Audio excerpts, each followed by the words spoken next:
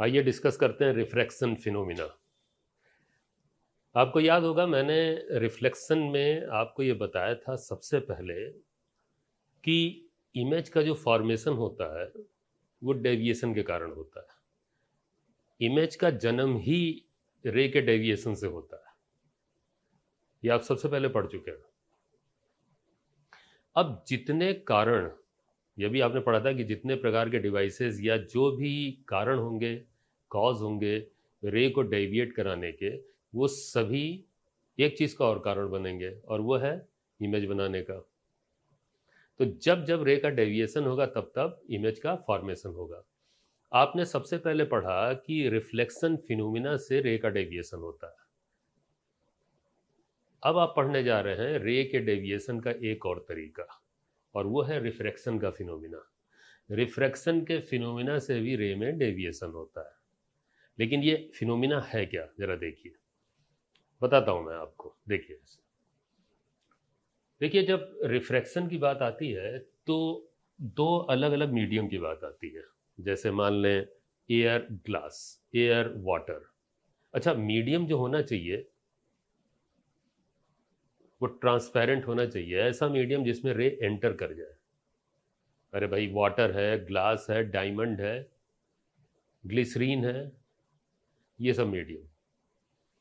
तो उसमें होता क्या है कि जब कभी आप देखें कि दो डिफरेंट मीडियम, जैसे मैं बोल रहा हूँ एयर या वैक्यूम ले लें, एयर और वैक्यूम एक तरह से माना जाता है कि मीडियम है ही नहीं, ठीक। या फिर एयर के साथ ग्लास, एयर के साथ वाटर, एयर के साथ डायमंड, आप ऐसे ले सकते हैं। या फिर कोई दो डिफरेंट मीडियम ले लें, एयर हटा दें, जैसे वाटर ग्लास, ठीक है ना, ग्लास डायमंड, वाटर डायमंड, या कोई ऑयल हो, ट्रांसपेरेंट ऑयल वाटर, ऐसे। तो दो डिफरेंट मीडियम में ये देखा जाता है कि रे अगर एक मीडियम से दूसरे मीडियम में एंटर करती है, एंटर इसलिए करेगी क्योंकि ट्रांसपेरेंट मीडियम आप ले रहे हो, ओपेक नहीं है वो, तो रे एंटर कर जाएगी। तो जब जब डिफरेंट मीडियम में रे एंटर करती है तब तब रे डेविएट हो जाती है। Deviation of ray due to refraction causes formation of an image. तो सीधी सी बात है, जब डेविएशन होगा तो इमेज का फॉर्मेशन होगा, और इमेज का फॉर्मेशन होगा तो हमें पढ़ना तो है ही। क्योंकि ये पूरी रे ऑप्टिक्स हम लोग इसी कारण से पढ़ रहे हैं, क्योंकि हम जानना चाहते हैं कि वो कौन कौन से डिवाइसेस होते हैं या कौन कौन से कारण होते हैं जिससे रे डेविएट होती है और इमेज फॉर्म होती है। तो चलते हैं ये डिस्कस करते हैं। तो देखिए पहले रे डायग्राम। ये एक ऑब्जेक्ट है, इससे चलने वाली रे मीडियम 1 में चली और मीडियम 2 में एंटर की। तो देखिए मीडियम 2 में एंटर करते ही ये डेविएट हो गई। ये इंसिडेंट रे है और अब ये कहलाएगी रिफ्रैक्टेड रे, क्योंकि फिनोमिना क्या हो रहा है, रिफ्रैक्शन का, ठीक है ना। तो रिफ्रैक्शन का फिनोमिना होने से रिफ्रैक्टेड रे। अब जानते हैं इस रे के सामने अगर ये ऑब्जर्वर आ जाता है, यानी कि ये रे ऑब्जर्वर की आंख पे गिरती है, तो अब इमेज तो फॉर्म होगी, इमेज तो व्यू होगी, और इमेज किधर व्यू होगी, ऑफ कोर्स जिस रे को लिया जा रहा है इमेज के देखने के लिए वो रिफ्लेक्टेड रे है। तो आप ये जानते हो कि इमेज जो फॉर्म होती है वो उस रे के डायरेक्शन में होती है जो ऑब्जर्वर की आंख पे गिर रही होती है। तो इमेज तो इधर फॉर्म होगी, ये देखें, यहाँ पे इमेज फॉर्म हो गई, ऑब्जेक्ट यहाँ है, इमेज यहाँ फॉर्म हो गई। बस सीधे से केस शुरू हो गया। केस ये शुरू हो गया कि अब इमेज यहाँ फॉर्म हो रही है, तो हमें पता लगाना पड़ेगा कि इमेज की पोजीशन क्या है, कैसे पोजीशन, एंगुलर पोजीशन जो भी है, हम ये फाइंड तो करना ही पड़ेगा। यही फिनोमिना रिफ्रैक्शन का होता है। अब चलते हैं इमेज का फॉर्मेशन देखने के लिए, पोजीशन देखने के लिए हमें ये तो पता लगाना पड़ेगा ना कि रे एक मीडियम से दूसरे मीडियम में गई तो ये कितना डेविएट हो गई, ये कितनी डेविएट हुई है, ये तो निकालना पड़ेगा ना। तो इसके लिए फिर लॉ आएगा। जैसे रिफ्लेक्शन के केस में लॉ ऑफ रिफ्लेक्शन था, रिफ्लेक्टेड रे को फाइंड करने के लिए जिससे इमेज तक पहुंच पाए। इसी तरीके से यहाँ भी रिफ्लेक्टेड रे को फाइंड करने के लिए यहाँ भी लॉ आएगा, जिसे लॉ ऑफ रिफ्लेक्शन बोलते हैं, या वेल नोन नेम है स्नेल्स लॉ, सुना होगा आपने, है ना। उसको मैं डिस्कस करने जा रहा हूं। देखिए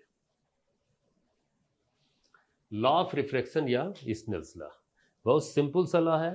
आप ध्यान से देखिएगा लॉ को लिखने का तरीका, ठीक। ये देखें, ये दो मीडियम फिर आया सामने आपके, और ये देखें, ये कुछ पहचान रहे होंगे आप, ये टर्म ये कहलाता है रिफ्रैक्टिव इंडेक्स।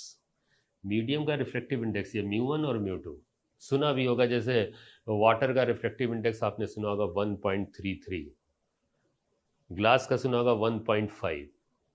ये होता क्या है, ये रिफ्रैक्टिव इंडेक्स वास्तव में क्या होता है, ये तो आगे के डिस्कशन का विषय है। लेकिन अभी ये मैं बता दूं कि ये पहचान होती है मीडियम की। इसी से पता चलता है कि मीडियम कितना डेंसर और कितना रेयर है। रेयर मतलब हल्का मीडियम रे के लिए, डेंसर मतलब भारी मीडियम। असल में होता क्या है कि रे जब एक मीडियम से दूसरे मीडियम में एंटर करती है या उसके मीडियम बदलता है, तो जानते हैं दो बातें प्रभावित होती हैं। तुरंत रे पे दो इफेक्ट पड़ते हैं। एक तो स्पीड बदलती है, रे की स्पीड बदल जाती है। और दूसरा जानते हैं रे के डेविएशन पे इफेक्ट पड़ता है, कितना डेविएट हो जाएगा। जानते हैं जितना मीडियम भारी होता जाता है, डेंसर होता जाता है जिसे बोलते हैं, उतना ही ज़्यादा रे पे इफेक्ट पड़ेगा। उसकी स्पीड, रे की स्पीड घटती चली जाती है, और डेविएशन जो है, रे का डेविएशन बढ़ता चला जाता है। तो ये जो इफेक्ट है ना, इसको रिकॉर्ड में रखना है। तो इसीलिए ये मीडियम की प्रॉपर्टीज डिफाइंड होती हैं। यही वो प्रॉपर्टीज है जिनके जरिए पता चलेगा कि भाई कौन सा मीडियम हल्का पड़ रहा है रे के लिए और कौन सा भारी पड़ रहा है, कौन सा रे के लिए थोड़ा मुश्किल पैदा कर रहा है, मतलब स्पीड पे इफेक्ट डाल रहा है ना। ये देखना पड़ेगा किसने रे को डेविएट ज्यादा करा दिया, कौन ज्यादा इफेक्टिव है। तो जिसका रिफ्रैक्टिव इंडेक्स ज्यादा होता है, जैसे वाटर और ग्लास को हम कंपेयर करें, तो ग्लास भारी पड़ेगा वाटर के कंपैरिजन में, क्योंकि ग्लास का रिफ्रैक्टिव इंडेक्स 1.5 होता है और वाटर का 1.33। डायमंड और भी ज़्यादा भारी है, उसका तो 2 से भी ऊपर होता है रिफ्रैक्टिव इंडेक्स। ठीक, तो ये बात दिमाग में रखते हुए हम आगे चल के इसको डिफाइन भी करेंगे, लेकिन फिलहाल अभी लेना ये ज़रूरी है क्योंकि ये मीडियम की प्रॉपर्टी और इसी से इफेक्ट पड़ रहा है। तो स्नेल्स लॉ में ये आता ज़रूर है, तो कोई बात नहीं, ये अभी हम इंट्रोड्यूस बाद में करेंगे, लेकिन अभी यूज़ कर ले रहे हैं। ठीक है, ये गिवन होता है। ठीक, ओके। अब देखें, ये मीडियम 1 का रिफ्रैक्टिव इंडेक्स है, मीडियम 2 का रिफ्रैक्टिव इंडेक्स, और रे एक चलती है, इंसिडेंट होती है। ये नॉर्मल हम ड्रॉ कर रहे हैं यहाँ पे। नॉर्मल हमेशा ड्रॉ करते हैं ना, क्योंकि रे का एंगल जो है नॉर्मल से नापा जाता है। लॉ ऑफ रिफ्लेक्शन में भी आपने देखा था, रे इनसाइड गई और डेविएट हो गई, ये रिफ्लेक्टेड रे है। ये रे डेविएट हो गई, अगर डेविएट ना होती तो ये सीधे चलती। सीधे उस केस में चलती जब दोनों मीडियम एक जैसे होते, यानी कि दोनों का रिफ्रैक्टिव इंडेक्स एक जैसा होता। मान ले दो अलग अलग मीडियम है, दोनों का रिफ्रैक्टिव इंडेक्स अगर सेम हो जाए, ऐसा आता है, क्वेश्चंस आते हैं और ऐसा एग्जिस्ट भी करता होगा। ठीक, मीडियम तो दो अगर मीडियम ऐसे जिनका रिफ्रैक्टिव इंडेक्स सेम हो जाए, एक जैसा प्रभाव दे रे पे, तो ये रे डेविएट नहीं होगी, फिर तो रे सीधी निकल जाएगी। लेकिन ये देखिए यहाँ पे डेविएट हो गई। अब चूंकि डेविएशन हो गया तो ये एंगल तो बदल गया, ये डिफरेंट था, तो इन एंगल को भी नेम दे रहा हूँ। मान ले जैसे ये θ1 एंगल है मीडियम 1 में, θ1, और मीडियम 2 में एंगल θ2 है। ठीक, तो इन 4 क्वांटिटीज को, θ1, θ2, μ1 और μ2 को रिलेट करने के लिए स्नेल्स लॉ बना है। जानते हैं क्यों? इससे ये होगा कि असल में गिवन क्वांटिटी जानते हैं कौन कौन सी होती है प्रैक्टिकल कंडीशन में। प्रैक्टिकल कंडीशन में जो गिवन क्वांटिटीज होती हैं वो मीडियम का रिफ्रैक्टिव इंडेक्स, क्योंकि मीडियम आपको मालूम होता है, वो गिवन होता है। और इंसिडेंट रे का एंगल भी गिवन होगा, क्योंकि ऑब्जेक्ट मालूम होगा, ऑब्जेक्ट से चलने वाली रेज मालूम होगी, ये एंगल गिवन होगा। तो अननोन क्या होता है? अननोन, सीधी सी बात है, अननोन θ2 होगा। ये वो एंगल है जो बाद में क्रिएट होगा रिफ्रैक्शन के बाद, और इसी को हमें फाइंड करना होगा, क्योंकि इसी से पता चलेगा कि रे कितनी डेविएट हो गई। तो इसको फाइंड करने के लिए तरीका बहुत सिंपल सा है। स्नेल्स लॉ कुछ ऐसे लिखते हैं, देखिए, mu into sine theta is constant, mu into sine theta is equal to constant. ये स्नेल्स लॉ है। कहने का मतलब है कि किसी भी मीडियम में एग्जिस्ट करने वाले रिफ्रैक्टिव इंडेक्स, मतलब उस मीडियम का रिफ्रैक्टिव इंडेक्स म्यू, और उसमें मौजूद जो एंगल है रे का, उसका साइन का मल्टीप्लिकेशन कांस्टेंट। फिर से बोल रहा हूं, किसी मीडियम का रिफ्रैक्टिव इंडेक्स और उसके करस्पॉन्डिंग जो एंगल है उसका साइन का मल्टीप्लिकेशन कांस्टेंट। कहने का मतलब है कि अगर आप यहाँ पे लिखना चाहो इन सबको रिलेट करते हुए तो ऐसे लिखोगे, mu 1 sine theta 1 is equal to mu 2 sine theta 2। क्या मतलब हुआ भाई, पहला मीडियम उठा लें, इसका रिफ्रैक्टिव इंडेक्स उठा लें और इसमें मौजूद जो एंगल है उसका साइन ले लें। दूसरा मीडियम उठा लें म्यू 2 और उसमें मौजूद जो एंगल है उसका साइन ले लें। इनका मल्टीप्लिकेशन इक्वल होता है कांस्टेंट का, ये मतलब है। नतीजा ये हुआ कि जब आप ऐसे इसको लिख दोगे इक्वेशन को, तो देखो ये सारी 4 क्वांटिटीज जो हैं आपस में रिलेट हो चुकी हैं। Mu 1 sine theta 1 and mu 2 sine theta 2, ये 4 क्वांटिटीज रिलेट हो गई हैं। इसमें 3 क्वांटिटीज आमतौर पे गिवन होती हैं, जैसे म्यू 1 म्यू 2 गिवन होगा, ये एंगल गिवन होगा थीटा 1 और आपको ये फाइंड करना होगा। ऐसा ही होता है, यही है स्नेल्स लॉ। अच्छा, एक तो चीज़ ये हो गई, बहुत आसान तरीका हो गया। आप कोई भी कॉम्बिनेशन हो ना आप आसानी से लिख सकते हैं। अभी मैं इसके केसेस आपको दिखाऊंगा। और एक चीज़ और आती है, बड़ी इंपॉर्टेंट बात है, वो ये है कि यहाँ से आप ये भी तो लिख सकते हो कि म्यू इंटू साइन थीटा अगर कांस्टेंट है तो sine theta is inversely proportional to mu. Mathematics होती है ना ऐसे, ये इधर आएगा, ये इन्वर्स प्रोपोर्शनलिटी हो जाएगी। ये इन्वर्स प्रोपोर्शनलिटी का क्या मतलब है, ये साफ तौर पे बता रहा है कि जैसे जैसे मीडियम का रिफ्लेक्टिव इंडेक्स बढ़ेगा, मतलब मीडियम भारी होगा, उसमें मौजूद एंगल छोटा होता जाएगा। इन्वर्स है ना, ये ज़्यादा होगा, ये भारी होगा, मतलब ये वैल्यू बढ़ेगी। मीडियम अगर डेंसर होता गया तो एंगल उसमें कम होता जाएगा। ज़रूर ये मीडियम इस मीडियम के कंपैरिजन में डेंसर है, भारी है, म्यू वैल्यू इसकी ज़्यादा है, तभी ये एंगल, इसमें मौजूद एंगल इस एंगल से कम हो गया है।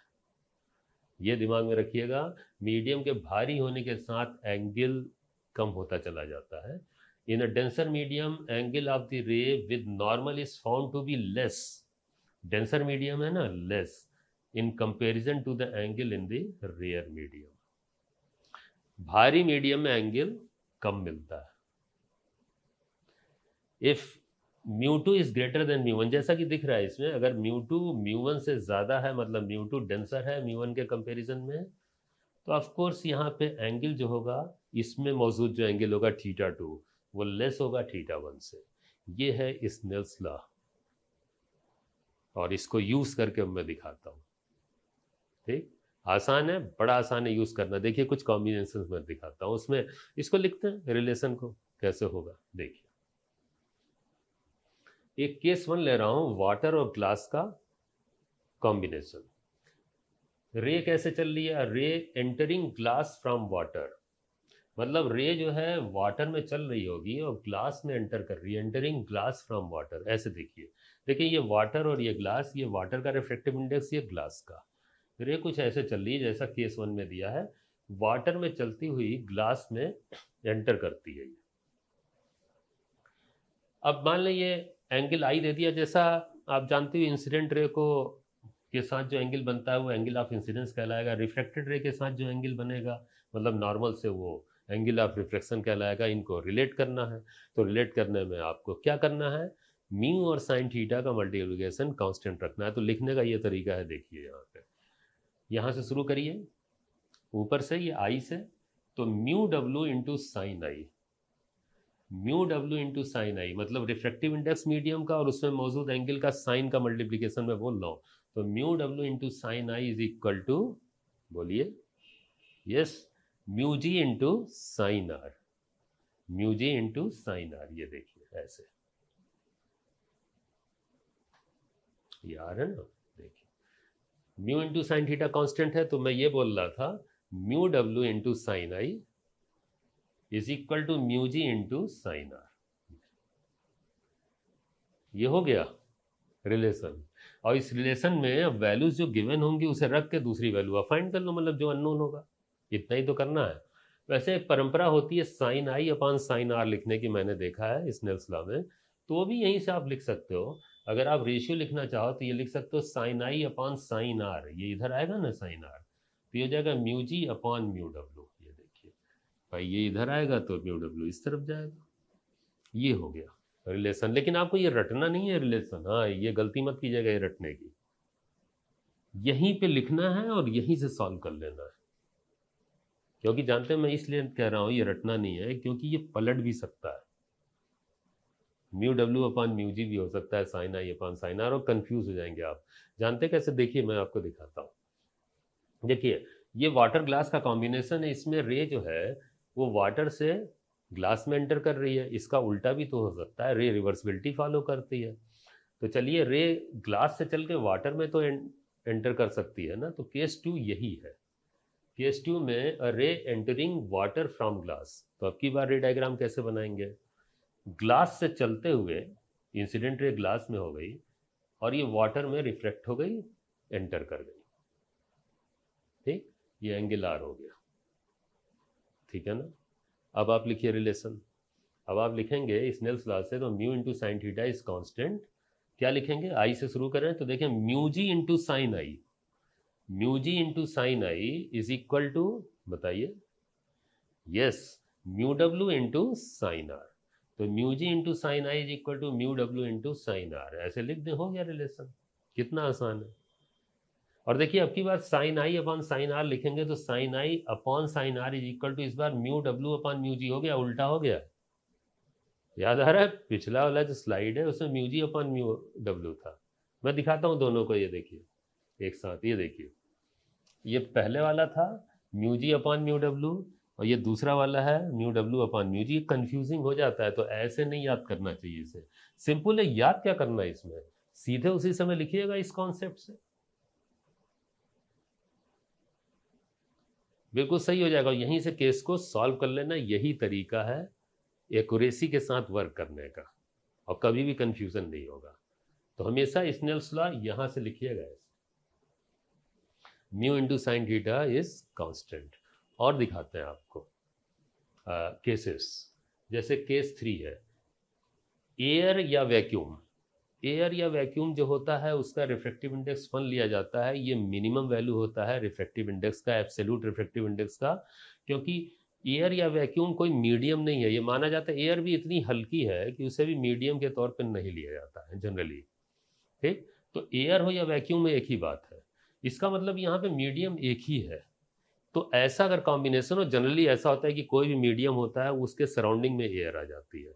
जैसे मान लें ग्लास के स्लैब पे आप एक्सपेरिमेंट कर रहे हैं, प्रिज्म पे कर रहे हैं, लेंस पे कर रहे हैं, तो सराउंडिंग में क्या है? एयर। एक लेंस लिया, एक प्रिज्म लिया गया, ऐसे एग्जामिनर ने बोल दिया, एक रे एक ग्लास स्लैब पे गिर रही है, एक रे एक प्रिज्म पे गिर रही है, एंटर करती है, लेंस पे गिर रही है, एंटर करती है, तो क्या मतलब हुआ? कोई मीडियम तो बोल नहीं रहे। दूसरा ग्लास का प्रिज्म है, ग्लास का लेंस है, दूसरा मीडियम क्या ले लेंगे? एयर। जब नहीं बोला जाएगा तो इसका मतलब है कि एयर से एंटर कर रही है या वैक्यूम से। ठीक, अगर दूसरा सराउंडिंग में मीडियम होगा ना तो बोलेंगे, जैसे एक ग्लास के स्लैब को वाटर में डिप कर दिया, सराउंडिंग में वाटर आ गया, तब बात अलग हो जाएगी। एक लेंस को वाटर में डिप कर दिया, एक प्रिज्म को वाटर में डिप कर दिया, ग्लास का प्रिज्म था, सराउंडिंग में वाटर आ गया। अगर सिर्फ ये बोला एक ग्लास का स्लैब है, एक प्रिज्म है या एक लेंस है इन पी, इट मीन्स इसका मतलब क्या है? सराउंडिंग में एयर या वैक्यूम। ठीक, तो चलिए यहाँ पे एयर का या वैक्यूम का रिफ्रैक्टिव इंडेक्स 1 लेते हैं, मीडियम का इन जनरल म्यू ले लिया।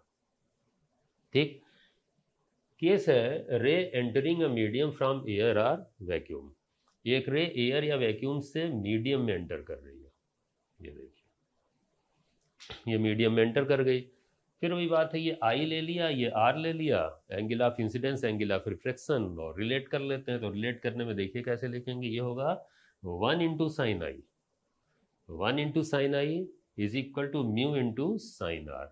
तो स्नेल्स लॉ से mu into sine theta is constant से लिखते हैं फिर से, 1 into sine i is equal to mu into sine r, ऐसे लिखिए। ये हो गया रिलेशन। यहाँ से केस को सॉल्व कर लीजिए। अगर आपकी इच्छा है तो आप ऐसे लिख सकते हो, sine i upon sine r is equal to, sine i upon sine r is equal to mu upon 1, यानी कि म्यू। ये बहुत पॉपुलर केस है, ये याद भी होगा आपको। लेकिन याद रखिएगा ये स्नेल्स लॉ नहीं है, ये एक स्नेल्स लॉ का एक स्पेसिफिक केस है। स्नेल्स लॉ इन जनरल ये है जो सबके लिए है। ये केस है, कैसा केस? ये उसके लिए है जिसमें रे एयर से मीडियम में जाए, उसके लिए है ये। अगर मान लें मीडियम से एयर में जाएगी रे तो पलट जाएगा नहीं, इसीलिए ऐसे रटिएगा नहीं। ठीक, देखिए मैं दिखाता हूँ आपको, केस बदलते हैं। केस 4 कि ray entering air or vacuum from a medium. अगर रे एक मीडियम से चलते हुए एयर में निकले, ये देखिए फिर से,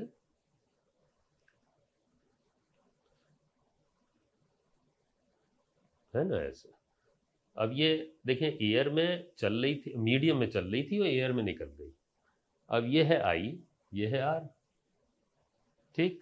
अब आप लिखिए इसमें, तो आपकी बार ये ऐसे लिखेंगे ना, तो mu into sine i, mu into sine i is equal to 1 into sine r. यही तो लिखेंगे ना, mu into sine i is equal to 1 into sine r. ये देखिए, mu into sine i is equal to 1 into sine r. और इस बार आप ध्यान दीजिएगा, sine i upon sine r लेंगे ना, ये देखिए ये नीचे आएगा तो म्यू इस तरफ आएगा, तो ये 1 अपॉन म्यू हो गया। इसीलिए ऐसे याद करना कंफ्यूजिंग होता है, इसीलिए बार बार मैं इस बात पे स्ट्रेस डालूंगा कि इसी तरीके से आप लिखिए और केस को यहीं सॉल्व कर लीजिए, कंफ्यूजन नहीं होगा। मैं आपको कंपेयर करके ये भी दिखाता हूँ दोनों को एक साथ। देखिए, जब रे जो है एयर से मीडियम में जा रही थी तो ये बन गया sine i upon sine r is equal to mu. और जब यहाँ पे रे उल्टा चल दी, मीडियम से एयर में चली गई, तो ये हो गया sine i upon sine r is equal to 1 upon mu. ऐसे हो जाता है ना। तो ये है तरीका स्नेल्स लॉ को लिखने का, ठीक है। अब आइए कुछ क्वेश्चंस दिखाता हूँ आपको स्नेल्स लॉ पे कैसे ऑपरेट करते हैं। देखिए ये क्वेश्चन है, a ray of light passes from vacuum into a medium. एक रे वैक्यूम से मीडियम में एंटर कर रही है।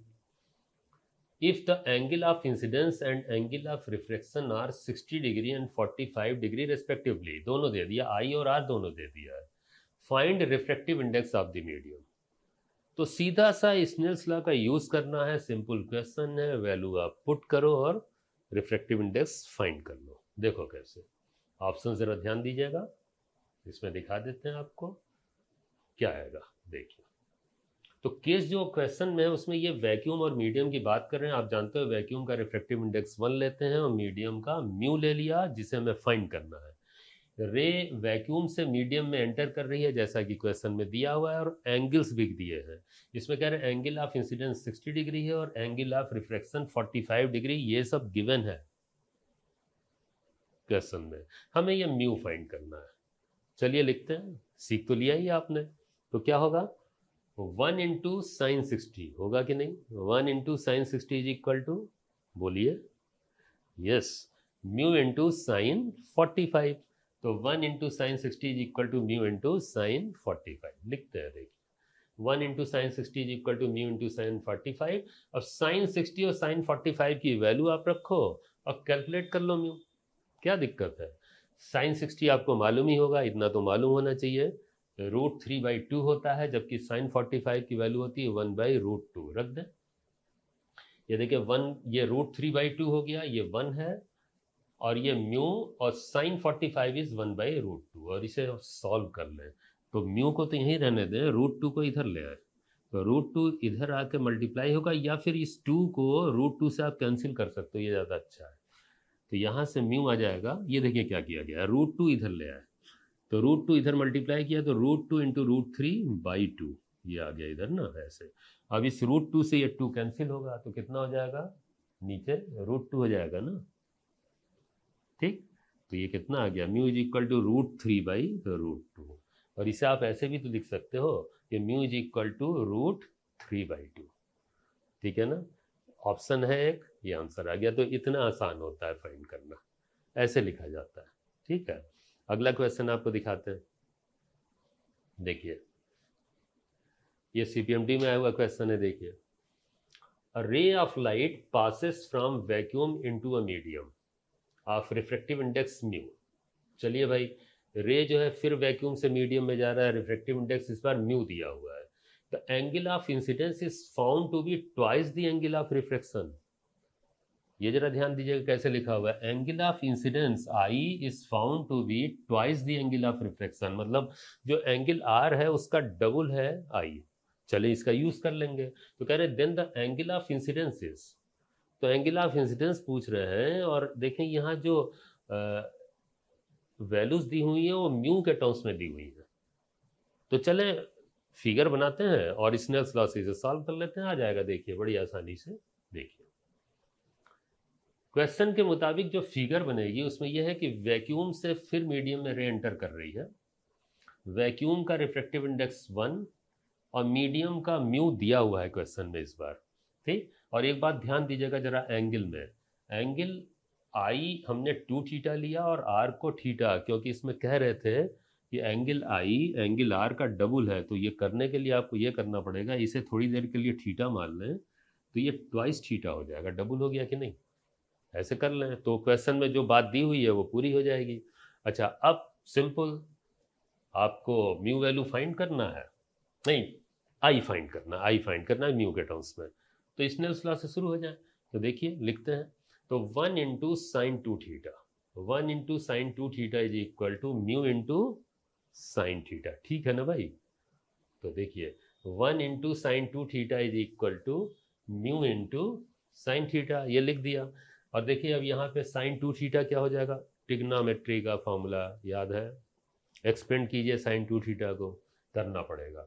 तो साइन 2 थीटा होता है, अगर आपको याद हो तो 2 साइन थीटा कॉस थीटा, ये एक्सपेंशन हो गया साइन 2 थीटा का, ठीक है मैथमेटिक्स में। और ये म्यू साइन थीटा हो गया। अब देखिए यहाँ पे साइन थीटा और साइन थीटा ये कैंसिल हो जाएंगे, ये कैंसिल हो गए, तो भाई यहाँ पे कॉस थीटा, असल में थीटा फाइंड करना है पहले, है ना। तो ये cos theta is equal to 2 इधर जाएगा तो म्यू बाई 2 हो जाएगा, ठीक। और थीटा फाइंड करने के लिए आप जानते हैं एक और स्टेप और ट्रिग्नोमेट्री का, ये कॉस जो है, ये जो ट्रिग्नोमेट्रिकल रेशियो है कॉस, है ना, ये उधर जाके कॉस इनवर्स हो जाएगा, मालूम है ना। हाँ इतना मालूम होगा आपको। तो theta is equal to cos, उधर गया कॉस इनवर्स म्यू बाई 2 हो गया ये। तो देखें थीटा आ गया। अब थीटा यहाँ पे एंगल ऑफ रिफ्लेक्शन है, और गिवन क्या है, नहीं पूछा क्या जा रहा है, एंगल ऑफ इंसिडेंस। क्वेश्चन में ध्यान दीजिएगा, एंगल ऑफ इंसिडेंस पूछ रहे हैं, ठीक। तो आई इज इक्वल टू 2 थीटा, तो ये मत भूलिएगा, क्योंकि जानते हैं एक ऑप्शन ये भी दिया हुआ है, जल्दीबाजी में ये सब सिली मिस्टेक्स होती हैं, जल्दी से आप ये लिख के चले आए। ध्यान दीजिएगा, इसमें आर नहीं पूछ रहा है, आई पूछ रहा है, तो डबल करना पड़ेगा। हाँ ये बहुत अलर्ट है, ये सब अक्सर गलतियां होती हैं ऐसी छोटी मोटी। तो आई इज इक्वल टू 2 थीटा, ये हुआ ना, तो ये थीटा यहाँ पे पुट कर दें तो क्या हो जाएगा भाई, ये ट्वाइस ऑफ थीटा की जगह ये रख दें कॉस इनवर्स म्यू बाई 2, ये आ गया ऐसे, ठीक है ना।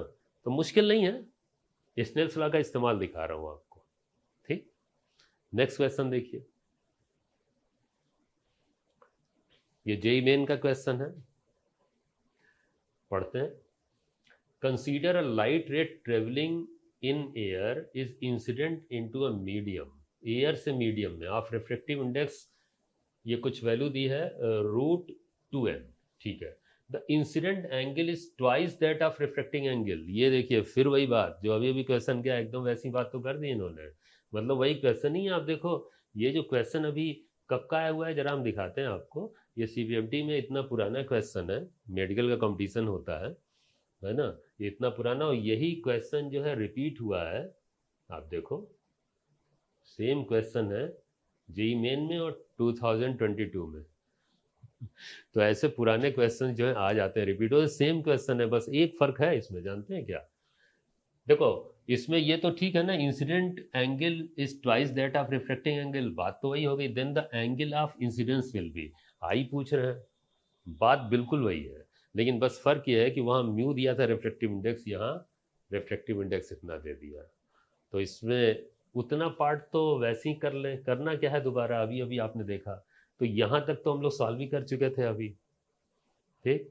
यहाँ तक तो वही क्वेश्चन है बिल्कुल, बस एक काम और किया है उन्होंने, एक चीज़ बढ़ाई है कि म्यू की जगह आपको सब्स्टिट्यूशन दे देना है, क्या, म्यू की जगह सब्स्टिट्यूशन दे दो, ये म्यू की जगह √2n, तो यहाँ रख देते हैं। तो देखिए ये √2n ये हुआ ना, अब ये √2 से ये 2 कैंसिल होगा, तो ये क्या आ जाएगा, ये देखिए ये √2 से 2 कैंसिल होगा तो नीचे √2 आ जाएगा। तो फाइनल आंसर इज दिस, ये कंप्लीट रूट में रख दें n/2, ये आ गया। मैं सिर्फ ये दिखाने की कोशिश करता हूँ कि मेडिकल के क्वेश्चन जो है इंजीनियरिंग के कंपटीशन में, इंजीनियरिंग के क्वेश्चन मेडिकल कंपटीशन में, अब लेवल बराबर सा हो गया है। तो इसीलिए जानते हैं इस लेवल पे तैयारी करने में मैं यही सजेस्ट करता हूँ कि आप दोनों के क्वेश्चंस को करिए। इंजीनियरिंग वाले प्रिपरेशन कर रहे हैं तो मेडिकल के क्वेश्चंस कर लिया करें आए हुए, और जो मेडिकल के स्टूडेंट्स हैं मतलब जो प्रिपरेशन कर रहे हो इंजीनियरिंग में जो कंपटीशन में आते हैं कर लिया कीजिए। क्योंकि हमने देखा अपने एक्सपीरियंस में, दिखाता रहूँगा पूरी फिजिक्स में आपको कि क्वेश्चन जो है एक कंपटीशन के दूसरे में आ जाते हैं, रिपीट हो जाते हैं। ठीक है, ये ध्यान रखिएगा। ठीक,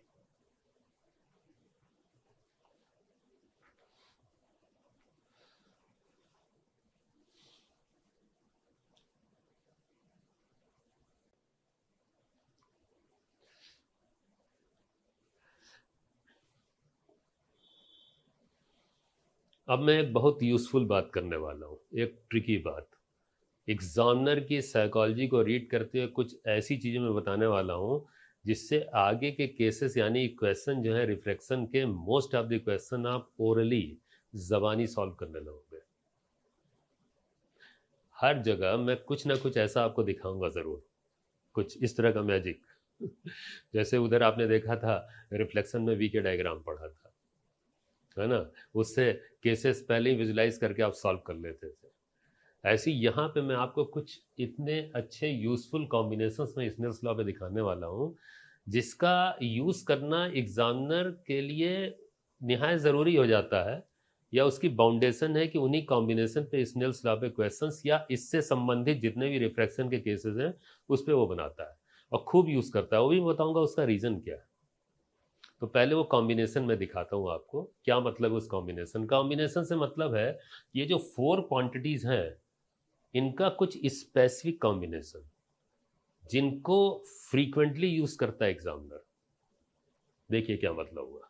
जैसे एक केस दिखाता हूं, अगर एंगल ऑफ इंसिडेंस 45 डिग्री है, या एंगल इंसिडेंस क्या बोलना, ये बोलिए कि एयर में या वैक्यूम में, एयर या वैक्यूम एक ही बात है, यहाँ पे कॉम्बिनेशन एयर से मीडियम का है जो सबसे ज़्यादा पॉपुलर है, मीडियम के सराउंडिंग में एयर।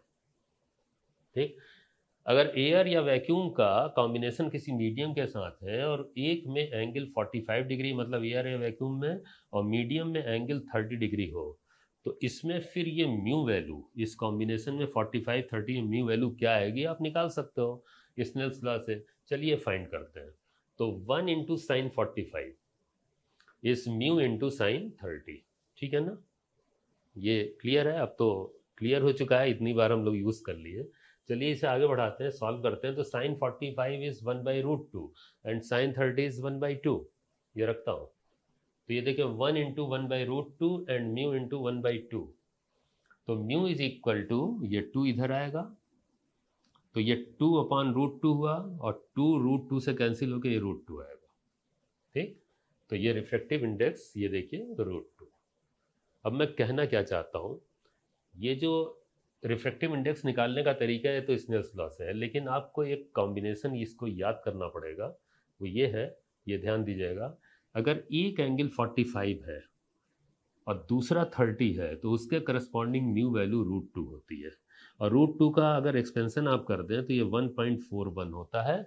यानी कि एक मीडियम ऐसा जिसका रिफ्रैक्टिव इंडेक्स 1.41 हो, उसके सराउंडिंग में वैक्यूम हो, और उसमें दो एंगल एग्जिस्ट करते हो, एक 45 और एक 30, तो ये कॉम्बिनेशन निहायत पॉपुलर है, बहुत यूज़ होता है। मतलब आपको याद करना है, ये बार बार सॉल्व नहीं करना है, ये कॉम्बिनेशन यूज़ बहुत होता है 45 30 एंड √2 का।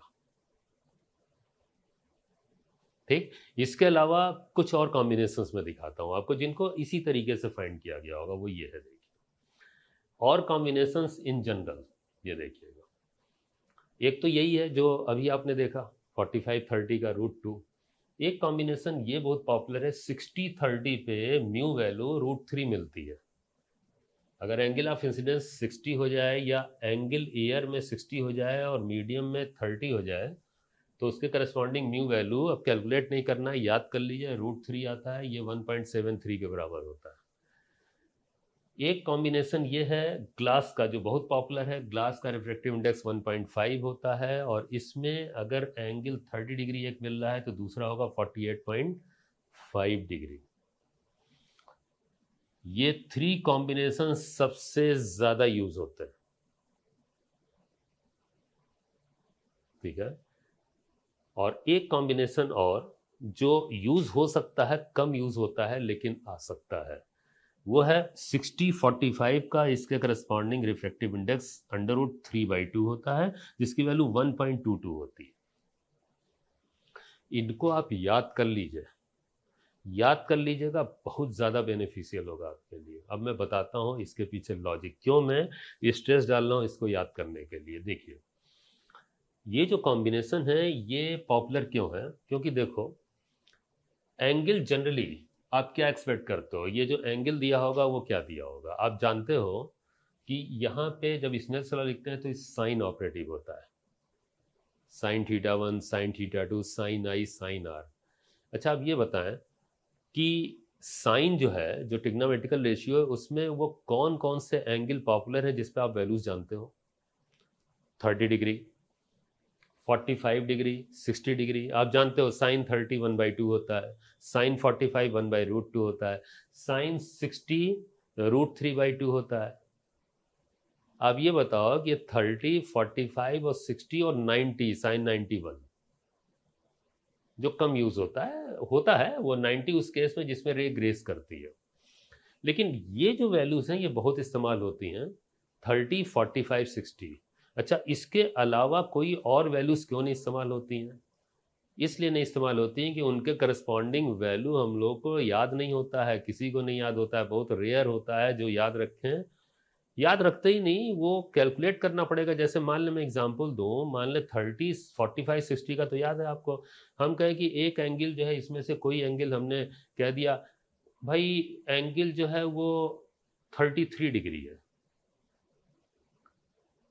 अब उसके करस्पॉन्डिंग दूसरा एंगल बताओ, तो ये बताओ स्नेल्स लॉ में साइन 33 रखोगे तो वैल्यू लिख पाओगे? चलो, हमने एक एंगल कहा 25 डिग्री, साइन 25 आप जान रहे हैं?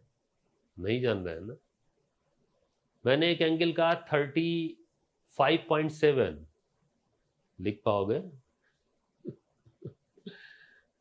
एक एंगल मैंने कहा भाई 48.5, लिख पाओगे साइन इसका? नहीं लिख पाओगे ना, एग्जामिनर भी नहीं लिख पाएगा। आपको मालूम है, एग्जामिनर भी नहीं, हर वैल्यू का साइन उसे भी नहीं मालूम होता है, वो भी इतना ही जानता है। बाकी वैल्यूज पे अगर साइन लिखना होता है, साइन टिग्नोमेट्रिकल रेशियो, तो उसके लिए हमें कैलकुलेटर की जरूरत पड़ेगी, हमें टेबल की जरूरत पड़ेगी। अब तो कैलकुलेटर आते हैं, पहले हम लोग के समय टेबल हुआ करती थी। और कैलकुलेटर और टेबल दोनों ही एग्जाम में नहीं दिए जाते, जो कंपटीशन होते हैं उसे नहीं मिलता है। तो क्या मतलब हुआ? मतलब ये हुआ कि एग्जामिनर ऐसी वैल्यूज नहीं दे सकता है जिनके लिए कैलकुलेटर या टेबल की जरूरत पड़े। वही वैल्यूज देगा जो पॉपुलर वैल्यूज हैं, और उसे खुद नहीं मालूम होता है बाकी वैल्यूज का साइन, तो क्वेश्चन क्या बनाएगा वो? तो ये एक साइकोलॉजी है, और ये मैं प्रूफ करके दिखाऊंगा। कंपटीशन के काफ़ी क्वेश्चंस मैं आपको दिखाऊंगा जिसमें इन्हीं कॉम्बिनेशन पे क्वेश्चंस बनते ही हैं। 45, 60, 30, 30, 60, 45, ये। हाँ, एक वैल्यू ये जो आ रही है, ये चूंकि ग्लास के केस में ये अपीयर होती है, और ग्लास बहुत पॉपुलर है, जनरली ग्लास इस्तेमाल होता है ना, तो इसे याद कर लिया जाता है, एक ही अलग से याद करना है, बाकी सब नोन है। यही एक अजीब सी वैल्यू दी जा सकती है, अदरवाइज बाकी नहीं देता है। यही है साइकोलॉजी एग्जामिनर की, दे ही नहीं सकता वो। इसीलिए मैंने ये सोचा कि क्यों ना इन कॉम्बिनेशन पे हम अगर याद कर लें केसेस को, मतलब वैल्यूज को, तो हमारे लिए फिर बार बार स्नेल्स लॉ लिखना और सॉल्व करना नहीं रहेगा, टाइम बचेगा ना। क्योंकि टाइम मैनेजमेंट एक बहुत बड़ी चीज़ है कंपटीशन में, जो मैं लगातार आपको सिखा रहा हूँ कि टाइम बचाइए और विजुलाइज करके आंसर दीजिए। एक चीज़ और, आप ये देख रहे हो कि ये जो कॉम्बिनेशन है, इसमें एक बड़ी वैल्यू होती है, एक छोटी, एक बड़ी एक छोटी वैल्यू, बड़ी छोटी वैल्यू। इसका मतलब ये है कि देखिए, मीडियम दो है, और आज आपने पढ़ा कि मीडियम जैसे ही भारी होता है उसमें एंगल कम हो जाता है। तो यहाँ देखिए, एक हल्का मीडियम, एक भारी मीडियम है।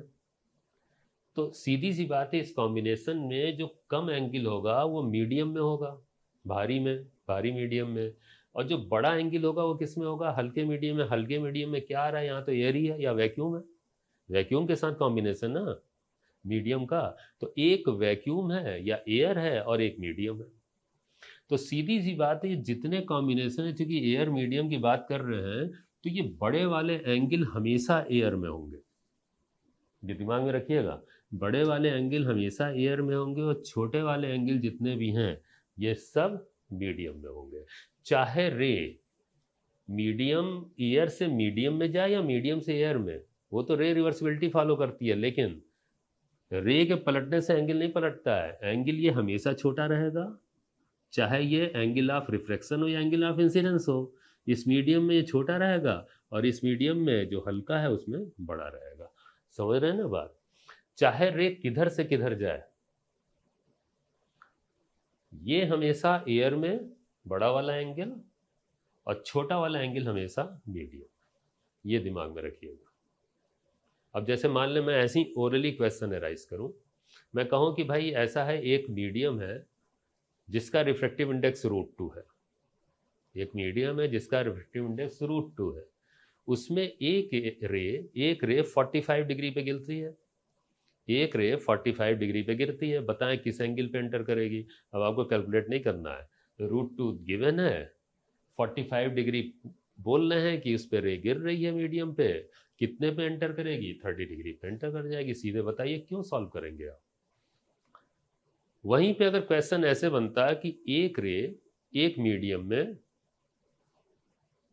30 डिग्री पे चल रही है, एक रे एक मीडियम में 30 डिग्री पे चल रही है, अगर मीडियम का रिफ्रैक्टिव इंडेक्स √2 है या 1.41 है, तो बताएं किस एंगल पे वो बाहर निकलेगी। बाहर का मतलब क्या, वो एयर में जाएगी। तो अगर 30 पे चल रही है मीडियम में, तो किस एंगल पे निकलेगी, 45 पे। कैलकुलेट करोगे क्या। मान लें मैं ये कहूं कि ग्लास है, ग्लास पे एक रे जब गिरती है तो वो 30 डिग्री पे एंटर कर जाती है ग्लास में। ग्लास पे जब एक रे गिरती है तो 30 डिग्री पे एंटर कर जाती है, 30 डिग्री पे एंटर कर जाती है। बताएं वो किस एंगल पे गिर रही थी, यानी कि एंगल ऑफ इंसिडेंस। तो 30 के करस्पॉन्डिंग ग्लास है 448.5, सीधे आंसर। समझ रहे ना बात। ऐसे दिमाग में बैठा लीजिए। मैं कहूं कि एक मीडियम है जिसमें रे 30 पे चलते हुए, मीडियम में 30 पे चलते हुए बाहर 60 पे निकल जाती है, 30 पे चलते हुए, 30 पे चलते हुए बाहर 60 पे निकल जाती है। बताएं मीडियम का रिफ्रैक्टिव इंडेक्स। तुरंत तपाक से आंसर देना है क्या, √3 या 1.73। कैलकुलेट नहीं करना है बैठ के। समझ रहे ना बात। ऐसे ही इसका हो जाएगा। एक रे एक मीडियम पे 60 डिग्री पे गिरते हुए मीडियम में 45 डिग्री पे एंटर कर जाती है, रिफ्रैक्टिव इंडेक्स बताओ, √3/2, 1.22 आंसर। तो रे चाहे मीडियम से एयर में जाए या एयर से मीडियम में, इन्हीं कॉम्बिनेशन पे चलती रहती है। ये है, ये सब कवरेज है, इसके अलावा मिलता नहीं है। 99% केसेस में नहीं होता है। एक आध परसेंट में अगर इधर उधर दे दिया तो भैया एग्जाम की वो एग्जामिनर की मर्जी। हो सकता है उस दिन जब पेपर एग्जामिनर बना रहा हो तो उसका मूड खराब हो। ऐसा होता नहीं है। ठीक, इसी पे क्वेश्चंस बनते रहते हैं, तो ये बहुत यूजफुल है। रिफ्रैक्शन जब तक हम लोग पढ़ रहे होंगे ना, उसमें ये कॉम्बिनेशन यूज होते रहेंगे, बड़ा मजा आएगा। बड़ी आसानी से आप केसेस को ओरली बोल रहे होगे, सॉल्व कर रहे होगे। विश्वास करें ऐसा होगा, मैं दिखाऊंगा आपको। ठीक है, ओके।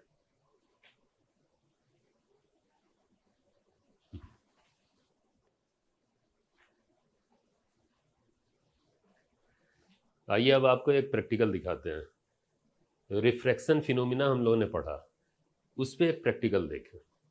पहले एक बार ये क्लिप ऐसी दिखाता हूँ, फिर मैं समझाता हूँ आपको। देखिए जरा सा, व्यू कीजिए।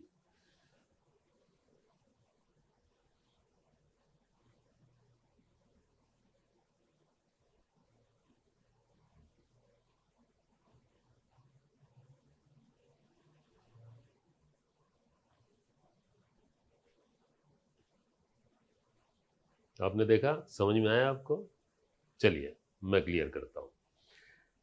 देखिए बेसिकली है क्या, ये एक सेमी सर्कुलर ग्लास की प्लेट है, ये जो विजुअल हो रही है ऐसे ग्लास की प्लेट, और ये लेज़र बीम है, लाइट ऐसे गिर रही है। लेज़र बीम होने से बड़ी क्लियरिटी होती है, रेस जैसे दिखती हैं, है ना। और इसमें किया क्या जा रहा है, उसमें ये हो रहा है कि इस प्लेट को रख के इस पर लेज़र बीम गिराई जा रही है। तो देखें एयर से ग्लास में एंट्री हो रही है, अब देख रहे हो एयर से ग्लास में। अब क्या होगा, एक सरफेस ये प्लेन है, एक कर्व्ड है। अच्छा, चूंकि हम लोग रिफ्रैक्शन ऑन प्लेन सरफेस की बात कर रहे हैं तो हम लोग प्लेन सरफेस पे काम करेंगे अभी, ठीक। ये कर्ड पे नहीं। कर्ड की बात तब आएगी जब लेंसेज का केस आएगा, स्फेरिकल सरफेस का। हम लोग प्लेन सरफेस पे डिस्कस करेंगे। तो हो क्या रहा है, फिर से दिखाता हूँ आपको। यह है इसमें ये बीम अभी तो नॉर्मल गिर रही है, इसलिए रिफ्रैक्शन का फिनोमिना क्या दिखेगा, ये सीधी चली जाएगी, कोई डेविएशन नहीं है। लेकिन जैसे जैसे इसको तिरछा करेंगे, ये देखें आपको ये डेविएशन दिखा, आप देख रहे हैं रिफ्रैक्शन का फिनोमिना आपको दिख रहा है। रे इस सरफेस पे गिरती है और एंटर कर जाती है, मीडियम में एंटर कर जाती है कुछ एंगल बनाते हुए। तो स्नेल्स लॉ के मुताबिक ये सब हो रहा है। रेज ये गिर रही है, देखें डेविएट होके चली गई इनसाइड। लेकिन साथ साथ एक ज़बरदस्त फिनोमिना और देखें, ये क्या हो रहा है, ये क्या है, ये जानते हैं क्या है, ये रिफ्लेक्शन का फिनोमिना। रिफ्लेक्शन है ये रेज का रिफ्लेक्ट हो जाना।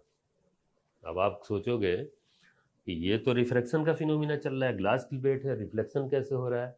हाँ, जान लें इस बात को, हर रिफ्रैक्शन के साथ रिफ्लेक्शन होता ज़रूर है, चाहे थोड़ा हो चाहे ज़्यादा हो, रिफ्लेक्शन का भी फिनोमिना चलता है, ये दिमाग में रखिएगा। हाँ, ये मैं नहीं कहूँगा कि रिफ्लेक्शन जो है बहुत अच्छा होगा, लेकिन होगा, कुछ इंटेंसिटी रिफ्लेक्ट ज़रूर होती है, थोड़ा या ज़्यादा।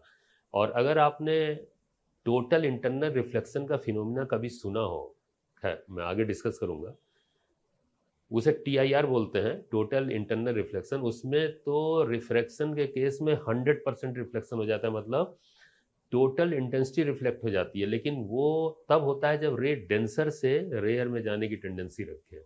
खैर वो आगे की बात है। मैं सिर्फ ये बताना चाहता हूँ कि हर रिफ्रैक्शन फिनोमिना के साथ रिफ्लेक्शन जरूर होता है, इसका उल्टा हो या ना हो। ये ज़रूरी नहीं है कि रिफ्लेक्शन के साथ रिफ्रैक्शन हो, लेकिन रिफ्रैक्शन के साथ रिफ्लेक्शन ज़रूर होता है। फिर से दिखाता हूँ मैं आपको, ये देखिए,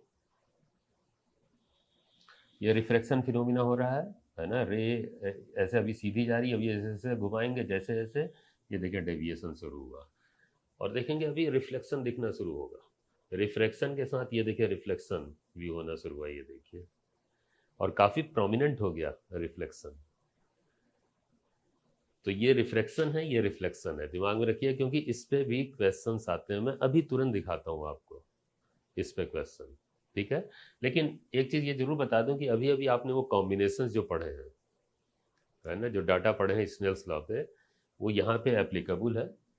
ये एंगल ऑफ इंसिडेंस यानी कि, या एंगल ऑफ रिफ्रैक्शन जो भी बोले, ये एयर में एंगल है। अगर मान लें यहाँ से एक नॉर्मल ड्रॉ करें तो एयर में एक एंगल हुआ, और एक इस ग्लास में या जो भी जिस मटेरियल का ये प्लेट होगा, ट्रांसपेरेंट मटेरियल का, उसमें ये एग्जिस्ट करने वाला एंगल। तो जनरली आपको बताया हमने कि वो कॉम्बिनेशन पे ही क्वेश्चंस बनते हैं। तो मैं आपको एक एग्जांपल दिखाता हूँ, इसका आया हुआ क्वेश्चन देखिए। देखिए ये वही फिनोमिना है, और मैं आपको एग्जांपल दिखाता हूँ। देखिए ये नीट का क्वेश्चन है, पढ़िए जरा सा, मैं पढ़ता हूँ। A light ray falls on a glass surface of refractive index √3, ये देखिए, एट एन एंगल 60 डिग्री। हालांकि ग्लास सरफेस लिख दिया है, लेकिन एग्जामिनर ऐसा होता है ना कि वो ग्लास बोल तो देता है, लेकिन इसका ये मतलब नहीं, ग्लास का मतलब 1.5, सिर्फ ग्लास बोलता है 1.5 रिफ्रैक्टिव इंडेक्स ले लें। नहीं तो अगर रिफ्रैक्टिव इंडेक्स डिफाइन कर दिया तो उसका मन भाई वो इसको भी ग्लास ही बोल रहा है। लेकिन आप पहचानोगे किससे, मीडियम को पहचानोगे रिफ्रैक्टिव इंडेक्स। ये नहीं कि ग्लास लिखा है तो 1.5 ले लिया, यहाँ रिफ्रैक्टिव इंडेक्स दिया है ना, यहाँ तो रिफ्रैक्टिव इंडेक्स गिवन है, तो √3 हो गया। और देखें एट एन एंगल 60 डिग्री। अब आपको समझ में आ रहा होगा ये कौन सा कॉम्बिनेशन है, 60 30 √3 का। लेकिन पूछ क्या रहे हैं जरा ये तो देखें। The angle between the refracted and reflected raise would be, ये देखिए ये क्या पूछ लिया, फिनोमिना रिफ्रैक्शन का है, लेकिन आगे क्या पूछ रहे हैं, the angle between the refracted and reflected raise, मतलब रिफ्रैक्शन के साथ रिफ्लेक्शन भी हो रहा है। तो जब ये दोनों फिनोमिना हुआ तो उन दोनों के बीच का एंगल पूछा जा रहा है। जरा देखें इस वाले क्लिप में, इनका पूछने का जानते हैं क्या मतलब, ये देखें ये रे ऐसे गिर रही है और इस मीडियम का रिफ्लेक्टिव इंडेक्स √3 है और रे ऐसे एंटर कर गई, ये रिफ्लेक्शन हो गया, और साथ साथ ये देखिए रिफ्लेक्शन भी हो रहा है। तो जानते हैं क्वेश्चन में क्या पूछ रहे हैं, पूछ रहे हैं ये वाला angle, angle between reflected and refracted rays. अब इस एंगल को निकालने के लिए थोड़ी सी ज्योमेट्री करनी पड़ेगी भाई, इसका भी आपको डायरेक्शन मालूम होना चाहिए और इसका भी डायरेक्शन, ये तो स्नेल्स लॉ से या कॉम्बिनेशन से आ जाएगा, और रिफ्लेक्शन का तो रिफ्लेक्टेड रे का डायरेक्शन तो लॉ ऑफ रिफ्लेक्शन से आना है। तो देखिए ये कैसे होगा, बहुत आसान है। देखिए आंसर 90, 120, 30 या 60 में से क्या होगा, देखिए केस ये है, क्वेश्चन में जो डिफाइंड है वो मीडियम √3 रिफ्लेक्टिव इंडेक्स का है, बाहर एयर है और रे एयर से मीडियम में एंटर कर रही है, ये हुआ रिफ्रैक्शन का फिनोमिना। ये 60 दिया है, जो गिवन क्वांटिटी में दिखा रहा हूँ, ये 60 दिया हुआ है, और ये 30 इसलिए हो जाएगा क्योंकि ये हम लोग जान रहे हैं ये हम लोग जान रहे हैं ये 30 हो जाएगा, ठीक, 60 30 √3 का कॉम्बिनेशन, ठीक। अब इसमें आप थोड़ा सा समय बच गया ना आपका, अब स्नेल्स लॉ आपको नहीं लगाना पड़ा। देखिए मैं ये कह रहा हूँ ना, कॉम्बिनेशन बहुत पॉपुलर है, क्वेश्चंस आते हैं, है ना। तो ये 60 डिग्री और 30 डिग्री का कॉम्बिनेशन हो गया, चलें इसका एंगल पता चल गया, और रिफ्लेक्टेड रे भी दिखाता हूँ। यहाँ बनाया हमने रिफ्लेक्टेड रे, अब रिफ्लेक्टेड रे जो बनाया है उसका एंगल तो पता ही चल रहा है, लॉ ऑफ रिफ्लेक्शन से अगर एंगल ऑफ इंसिडेंस 60 है यहाँ पे, तो एंगल ऑफ रिफ्लेक्शन भी तो 60 होगा, ये 60 हो गया। अब पूछा क्या जा रहा है, पूछा जा रहा है इन दोनों के बीच का एंगल, ये देखें एग्जामिनर ये पूछ रहा है, ये एंगल, इस एंगल के विषय में पूछ रहा है, और ये एंगल कितना होगा, स्पष्ट है, सिंपल ज्योमेट्री, ये टोटल एंगल 180 होगा ना, ये टोटल एंगल 180 होगा, तो 180 में से 60 भी घटा दें 30 भी घटा दें, ये एंगल आ जाएगा 180 माइनस 60 माइनस 30, फिर से बोल रहा हूँ ये एंगल 180 होना है ना, ये सीधा सीधा ये है ना, इसमें से 60 घटा देंगे 30 घटा देंगे तो ये वाला एंगल आ जाएगा भाई, और ये आ जाएगा 60 और 30 90 होगा, तो 180 में से 90 घटाएंगे तो आंसर इज 90, सिंपल सा क्वेश्चन, ठीक।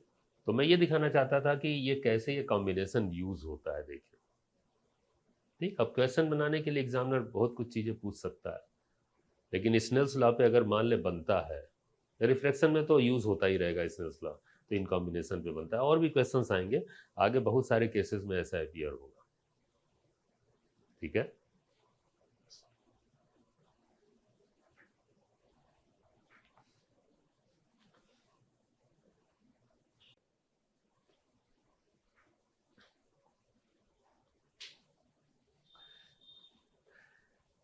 रिफ्रैक्शन का फिनोमिना हम लोग इसलिए पढ़ रहे हैं क्योंकि ये कारण होता है डेविएशन का। अगर डेविएशन है तो एक बात फिर आती है बहुत ज़रूरी, कि जिसके कारण हम लोग ये सब पढ़ रहे हैं उसको भी तो कैलकुलेट करना है भैया, डेविएशन सबसे इम्पॉर्टेंट क्वांटिटी है। तो मैं बताने जा रहा हूँ आपको कि भाई डेविएशन का मेजरमेंट रिफ्रैक्शन के केस में कैसे करें, डेविएशन बाय रिफ्रैक्शन। तो चलिए एक केस ले रहे हैं, यहाँ पे आप देखो कि ये एयर या वैक्यूम है और ये मीडियम है, ठीक, कोई भी दो मीडियम हो सकते हैं, एक रे एक मीडियम से चलते हुए दूसरे में एंटर कर गई, ठीक, ओके, डेविएशन हुआ ना। अब डेविएशन याद करें, मेजर करने का क्या तरीका था, कैसे देखा जाता था, अगर ये रे डेविएट ना होती तो कैसे जाती, ऐसे सीधी जाती ना, ये ऐसे जा रही थी, ये देखिए डेविएट हो गई है, डेविएट हो गई है, अब ये डेविएशन आपको दिखा रहा हूँ, यही तो डेविएशन है, वेल नोन है, खूब अच्छी तरह से आपने पढ़ा है, शुरू में ही सबसे पहले चैप्टर में ही पढ़ाया गया था आपको, तो ये समझ रहे हैं। अब यही डेविएशन हमें फाइंड करना है जो कि इस बार रिफ्लेक्शन के कारण हो रहा है। अब इसे फाइंड करने में सिंपल सी ज्योमेट्री है, ये देखें ये एंगल ऑफ इंसिडेंस है और ये भी एंगल ऑफ इंसिडेंस के बराबर ही होगा, ये एंगल कहना चाहिए, क्यों, क्योंकि ये और ये एंगल, ये लाइन देख रहे हैं, ये लाइन, ये वर्टिकली अपोजिट एंगल्स है ना, शीर्षाभिमुख हिंदी में बोलते हैं, वर्टिकली अपोजिट एंगल्स, ठीक। और ये एंगल आर है, क्लियर दिख रहा है, ये रिफ्लेक्टेड रे का एंगल नॉर्मल से। अब ये दोनों को देख के साफ तौर पे बताओ कि डेल्टा कितना दिख रहा है आपको, दिख रहा है ना, ये देखो ये पूरा आई है और ये आर है, तो i minus r is this angle, है ना। तो डेल्टा लिखते हैं, देखिए डेल्टा लिखते हैं आई डिफरेंस आर, आई और आर का डिफरेंस। जानते हैं डिफरेंस का निशान क्यों इस्तेमाल किया गया? क्योंकि इससे ये पता चलता है कि हमें बड़ी वैल्यू में से छोटी वैल्यू को घटा देना है। जैसे अभी आप कॉम्बिनेशन पढ़ रहे थे, उसमें आपने देखा जैसे 45 डिग्री पे रे को गिराया जाए और 30 पे एंटर कर जाए किसी मीडियम में, है ना। तो ये 45 difference 30 is 15 is the deviation, i और आर का डिफरेंस। अच्छा, मैं क्यों डिफरेंस बोल रहा हूँ? क्योंकि रे अभी इधर से इधर जा रही है ना, रेयर से डेंसर में। उल्टा भी तो चल सकती है ना, डेंसर से रेयर में जा सकती है। तो ये एंगल ऑफ इंसिडेंस हो जाएगा, ये एंगल ऑफ आर, मतलब एंगल ऑफ रिफ्लेक्शन। कोई भी हो, चाहे ये एंगल ऑफ इंसिडेंस हो या ये एंगल ऑफ इंसिडेंस हो, ये आर हो ये आर हो, कोई फर्क नहीं पड़ता डेविएशन पे। रे रिवर्सिबिलिटी फॉलो करती है, रे ऐसे जाए या ऐसे लौटे, डेविएशन इफेक्टेड नहीं होगा। इसीलिए आई में से आर घटाओ या आर में से आई, एक ही बात है, लेकिन याद रखना वैल्यू में बताना है ना, तो बड़ी वैल्यू में से छोटी वैल्यू घटा के आप डेविएशन को लिख दो सीधे। तो डेविएशन निकालना तो बहुत आसान है, अगर आई और आर आपको मालूम है तो डेविएशन भी मालूम है। तो एंगल ऑफ डेविएशन ये होता है, ठीक, फाइंड कर लगे ना। चलिए ओरली बताइए, अभी आपने कुछ कॉम्बिनेशन सीखे, ठीक। आप क्वेश्चन का जरा सोच के जवाब दीजिएगा, मैं ऐसे ही पूछ रहा हूँ ओरली। एक रे ग्लास पे 48.5 डिग्री पे गिर रही है, 48.5 डिग्री, ठीक। और वो एंटर कर जाती है, ग्लास पे गिरती है 48.5 पे और एंटर कर जाती है। बताएं डेविएशन कितना होगा? सोचिए कितना। फिर से बोलूं, क्वेश्चन है, ग्लास है उस पे एक रे 48.5 डिग्री पे गिर रही है और एंटर कर जाती है ग्लास में। बताएं डेविएशन कितना होगा? सिंपल, कैलकुलेट कर चुके होंगे आप, 18.5। कैसे? अरे अभी अभी आपने कॉम्बिनेशन पढ़ा है ग्लास का, ये एंगल दिया है ना 48.5, ग्लास पे गिर रही है, एंटर किस पे करेगी? जो नहीं दिया है आपको मालूम है 30 पे एंटर करेगी। अरे दूसरे लोग बैठ के कैलकुलेट करें, आपको तो मालूम है ना, आप टाइम बचाओ ना। तो एक आई हो गया एक आर हो गया, डेविएशन कितना हो गया? दोनों का डिफरेंस कितना आ जाएगा? 18.5। घटाइए ना इसमें से ये 18.5।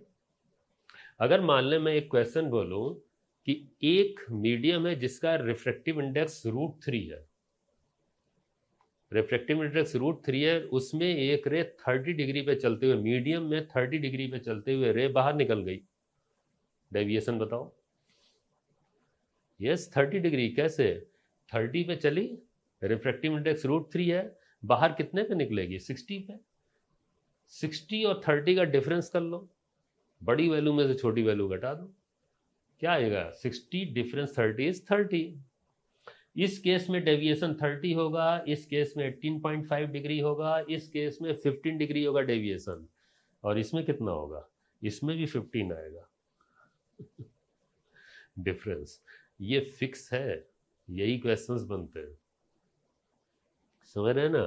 तो ऐसे अब जवाब देना सीखिए, बैठ के कैलकुलेट नहीं करना है घंटों, टाइम नहीं वेस्ट करना है, ओरली जबानी, यही आप मुझसे सीख के लाभ उठाओगे, टाइम मैनेजमेंट, ठीक। ये ट्रिक्स हैं जल्दी से आंसर देने के, ठीक। चलिए क्वेश्चन दिखाता हूं आपको, ये जेई मेन का क्वेश्चन है, देखिए 2022 में आया हुआ। When a light ray is incident on an interface at an angle of incidence of 45 degree, the deviation of light is 15 degree. Then find the refractive index of the second medium. Orally बताएं, quick पढ़िए, चलिए पढ़िए, थोड़ा सा समय ले लीजिए, orally बता देंगे। कौन सा case? Yes, √2 is the answer. कैसे कैसे कैसे? एंगल ऑफ इंसिडेंस 45 डिग्री है। देखें इंटरफेस जो है उसमें आप देखें, इंटरफेस का मतलब वो कॉमन सरफेस, मीडियम, एक मीडियम से दूसरे मीडियम में जाने का जो कॉमन सरफेस है वो है। तो कह रहे हैं कि इसमें 45 डिग्री पे रे गिर रही है और डेविएशन उन्होंने 15 दे दिया है। यार डेविएशन अगर दिया है तो आर वैल्यू कैसे आएगी? डेविएशन 15 दे दिया है, आई 45 है, तो यार ये भी तो 45 है ना, तो इसमें से अगर आप डेविएशन को घटाओगे तो आर आ जाएगा। देखो आई में से आर घटाओगे तो डेल्टा आएगा, और आई में से डेल्टा घटाओगे तो आर आएगा। तो यार ये 45 है, ये 45, ये 15 है, कितना बचा? 45 माइनस 15 इज 30, आर 30। तो कॉम्बिनेशन कौन सा हो गया? 45 और 30 वाला। तो 45 30 की करस्पॉन्डिंग रिफ्रैक्टिव इंडेक्स कितना होता है? यस, √2। ओरली बताओ, जबानी, यही है आंसर, √2 होगा। दिखा देता हूँ, देखिए ये सिचुएशन ये कह रहे हैं, इसमें कह रहे हैं कि ये 45 है और ये 15 है, तो आर निकाल लो ना। चलो कैलकुलेट करके दिखा देते हैं। Delta is equal to i difference r. Delta दिया है 15, आई है 45, आर आप निकाल लो। आर ये माइनस है, डिफरेंस से इधर आके आर हो जाएगा, ये 15 उधर जाके डिडक्ट हो जाएगा। तो 15 डिडक्ट हुआ 45 में से, ये हो गया 30, ये 30 हो गया, है ना। और अब 30 और 45 के कॉम्बिनेशन पे ये देखिए, रिकॉल कर लें, कैलकुलेट मत कीजिएगा आप, स्नेल्स लॉ टाइम मत वेस्ट कीजिएगा। ये देखिए इस पे √2 होता है। देखिए कंपटीशन का क्वेश्चन है, मैं ऐसी थोड़ी बता रहा हूँ, मैं अपने लंबे अनुभव से बता रहा हूँ। इन्हीं कॉम्बिनेशन पे क्वेश्चंस बनते हैं। देखिए आंसर √2 होगा, ऐसा ही है, ठीक है ना। तो आसानी से आप सॉल्व कर सकते हो। तो इन कॉम्बिनेशन पे आप याद कर लेना, डेविएशन ओरली बता देंगे और ये क्वेश्चंस आते हैं, ठीक है, ओके।